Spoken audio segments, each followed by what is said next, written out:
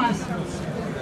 Στο κάλεσμά μας συμπεριλαμβάνονται και οργανώσεις που δεν συμφωνούν σε όλα με το ΠΑΜΕ και τις άλλες συνδικαλιστικές εισπυρώσεις. Είναι ισχυρή απάντηση σε όλους αυτούς που εκθεύονται ένα οργανωμένο, ταξικά προσανατολισμένο κίνημα που δεν συμβιβάζεται με τη σαπίλα που επικρατεί στις γραμμές του συνδικαλιστικού κινήματος. Θα συνεχίσουμε σε αυτή την κατεύθυνση ακόμα πιο επίμονα. Καλούμε όλους όσους ανταποκρίθηκαν στην πρόσκλησή μας να δυναμώσουμε τη Λαϊκή Συμμαχία,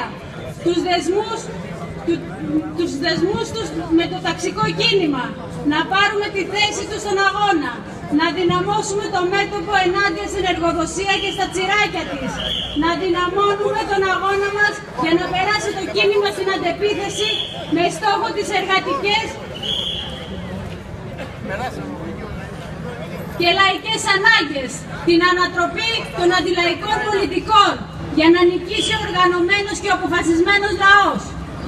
Το πανελλαδικό συλλαλητήριο της 1ης Νοεμβρίου